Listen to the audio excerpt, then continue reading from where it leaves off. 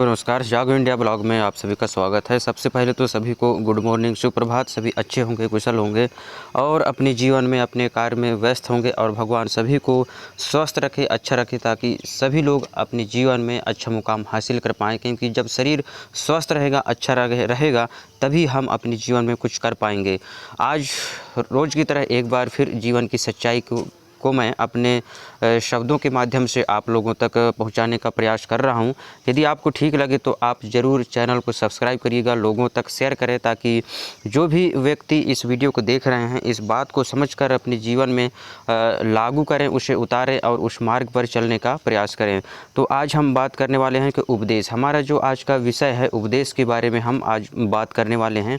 देखिए, तो पहला जो लाइन है, भगवान कृष्ण कहते हैं कि श्री कृष्ण कहते हैं कि कर्म का फल व्यक्ति को ठीक उसी तरह ढूंढता है जैसे एक गाय अपनी हजारों गायों के झुंड में अपने बछड़े को ढूंढ लेती है। तो जो हम कर्म करते हैं वो हमें उसी तरह ढूंढ लेता है इस सांसारिक जीवन में, जैसे प्रभु जो है वो हमें उसी तरह से ढूंढता है जैसे गाय जो है तो अपने बछड़े को हजारों गाय के बीच में ढूंढ लेती है। उसी प्रकार जो पिता परमेश्वर है वो भी हमें जो है तो अपने कर्मों का परिणाम देने के लिए ढूंढ लेता है। हम यदि सही कर्म करते हैं तो उसका अच्छा परिणाम मिलेगा और बुरा कर्म करते हैं तो उसका गलत परिणाम मिलेगा। तो इन चीज़ों को हमें समझना है, जानना है और अपने जीवन में लागू करना है। कुछ भी करने से पहले एक बार ज़रूर अपने अंतरात्मा की आवाज़ को सुने कि हमारे अंतरात्मा से क्या आवाज़ आ रही है, तो उसे करें। यदि जब हम बुरा करते हैं तो उसमें कहीं ना कहीं ज़रूर हमारा मन कहता है कि नहीं, ये बुरा काम है, इसे हमें नहीं करना चाहिए। फिर भी हम अंतरात्मा की बात नहीं सुनते हैं और अपने ही धुन में हम जो है तो लगे रहते हैं, उसे करते हैं। तो हमें इस प्रकार से नहीं करना है। अंतरात्मा में हमारा जो है तो भगवान का वास होता है और जो है तो हमें उसकी बात मानना चाहिए, समझना चाहिए, ताकि हम बुराई से बचे रहें। आगे बढ़ते हैं। श्री कृष्ण का संदेश है कि सदा खुश रहो, धैर्य रखो और हर पल में भगवान पर विश्वास रखो। सदा जो है तो आपको खुश रहना है, धैर्य रखना है और भगवान पर विश्वास करके चलना है। जीवन में ज़रूर सफल होंगे और एक दिन आपकी मेहनत रंग लाएगी और आप जो है तो एक अच्छा जीवन हासिल कर पाएंगे। क्योंकि धैर्य ही सबसे बड़ा जो है तो हमारी सफलता की कुंजी है। मेहनत होना चाहिए, धैर्य होना चाहिए और लगातार प्रयास यदि हम करते हैं तो उस चीज़ में हम ज़रूर सफलता हासिल करते हैं। सिर्फ एक दिन में सफलता हासिल नहीं होती है। अच्छी सफलता और अच्छा मंजिल हासिल करने के लिए काफ़ी साल लग जाते हैं, काफ़ी मेहनत करना पड़ता है, तभी जो है तो हम अपने जीवन में सफल हो पाते हैं। आगे बढ़ते हैं। देखिए, जीवन में सुख दुख दोनों ज़रूरी है। सुख के वक्त जो आपकी खुशी में खुश है वह आपका अपना है। यहाँ पे देखिए, थोड़ा सा शब्दों को घुमा फिरा के बोला गया है। तो सुख और दुख जीवन में दोनों ज़रूरी है। सुख के वक्त जो आपकी खुशी में, मतलब हमारी खुशी में जो साथ है वह आपका अपना है। यदि खुशी में आपके साथ जो है वो आपका अपना है, पर जो आपके दुख में आपके साथ खड़ा रहता है, हमारे दुख में जो हमारे साथ खड़ा रहता है वो आपको अपना मानता है। अपना मानना और खड़ा होना ये अलग अलग मैटर है। खड़ा तो कोई भी हो जाता है, लेकिन अपना मानना, समझना, उसके साथ हमेशा खड़े होकर चलना, उसके साथ देना दुख सुख में, वही व्यक्ति हमारा जो है तो सच्चा मित्र है, सच्चा साथी है और सच्चे रिश्तेदार हैं। तो हमें इन चीज़ों को समझना है और सभी चीज़ों के जीवन की सच्चाई के बारे में हम अपने शब्दों के माध्यम से आप लोगों तक पहुंचाने का प्रयास करते हैं। और इन चीज़ों को यदि आपको ठीक लगे तो ज़रूर अपने जीवन में लागू करें। प्रभु जी कहते हैं कि किसी से छल कपट और धोखा मत करो। याद रखना, जब निर्णय आसमान वाला करता है तो ज़मीन वालों की वकालत की ज़रूरत नहीं पड़ती है।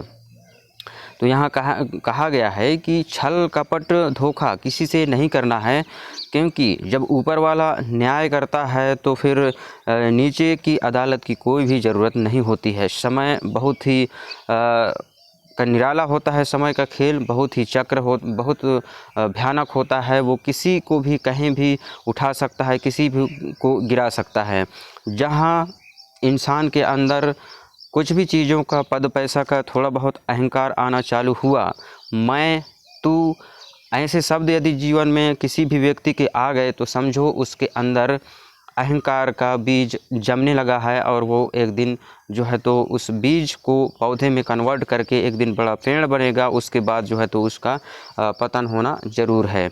तो हमें इन चीज़ों से बचना है, कपट से, बुराई से हमें दूर रहना है, और किसी के साथ भी कुछ भी गलत काम नहीं करना है। अपने काम पर हमें व्यस्त रखना है। आगे बढ़ते हैं। देखिए, श्री कृष्ण कहते हैं, जीवन में कभी भी किसी से अपनी तुलना मत कीजिए।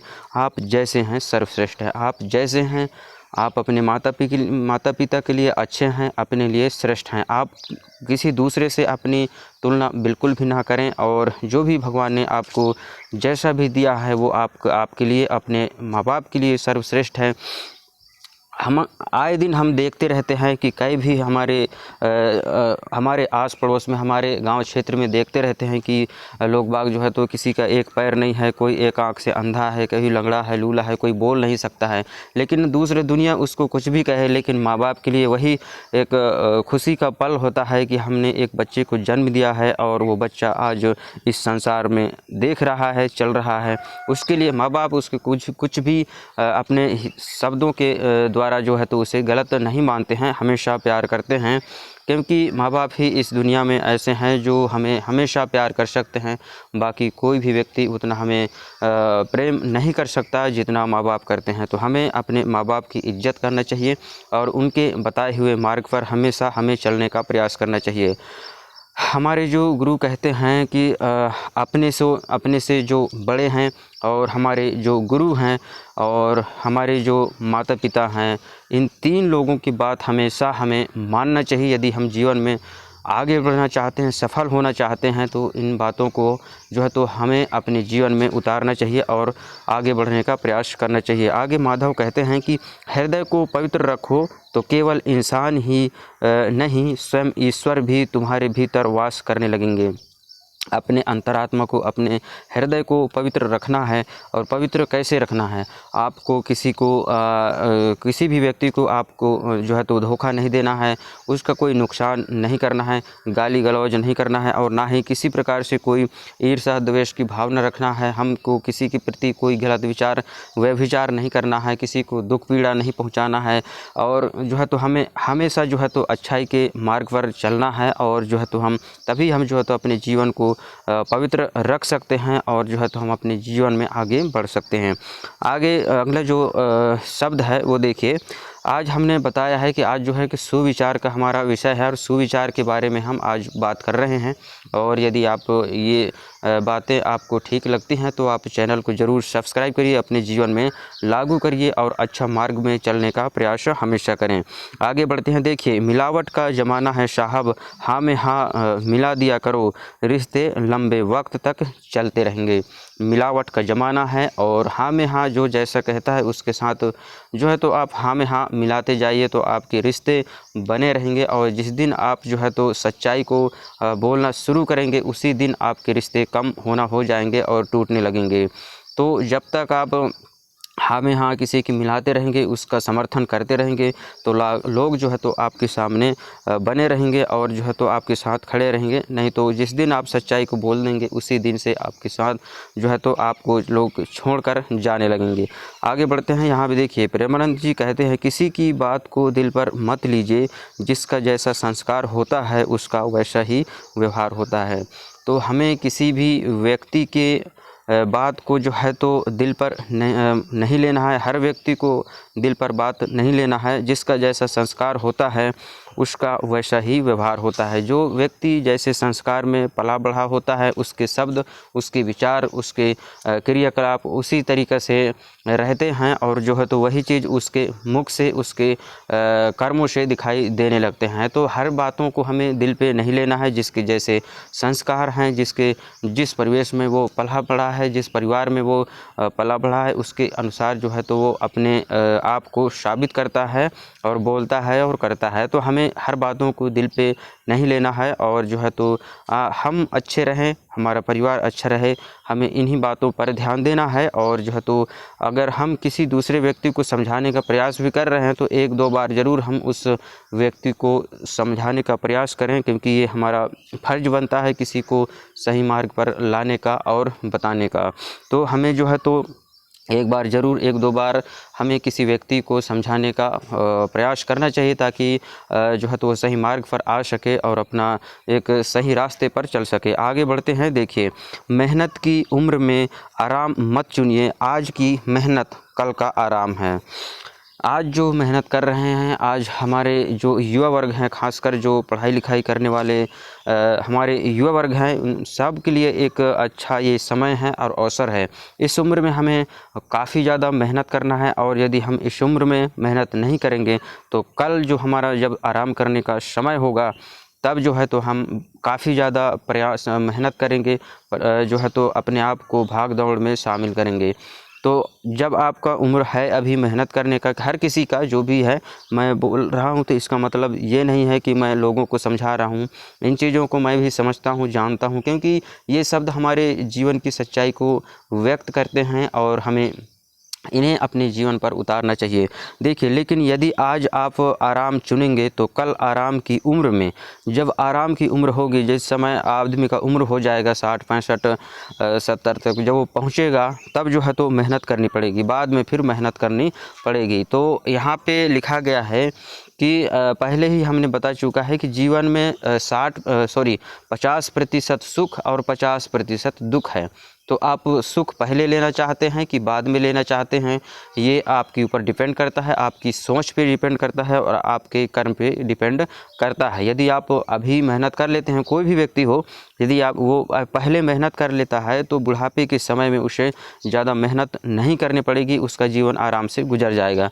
लेकिन जब आप अभी जवान हैं, स्वस्थ हैं, अच्छे हैं, तब आप आराम को चुनते हैं, मेहनत नहीं करते हैं, टाइम पास करते रहते हैं, तो उसमें जो है तो आपको नुकसान है।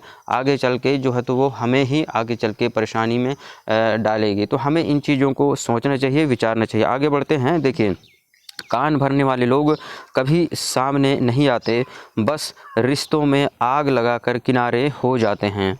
तो जो आपका काम बिगाड़ना चाहते हैं वो कभी भी आपके सामने नहीं आएंगे, आपका काम बिगाड़ने के बाद जो है तो साइड में हो जाते हैं और छुपे रहते हैं। तो इन चीज़ों को समझना है, जानना है, और ये कोई और नहीं, हमारे ही रिश्तेदार, हमारे ही आस पड़ोस में ऐसे लोग रहते हैं जो हमारे खिलाफ़ बुराई रचते हैं और द्वेष की भावना रखते हैं, ईर्ष्या की भावना रखते हैं।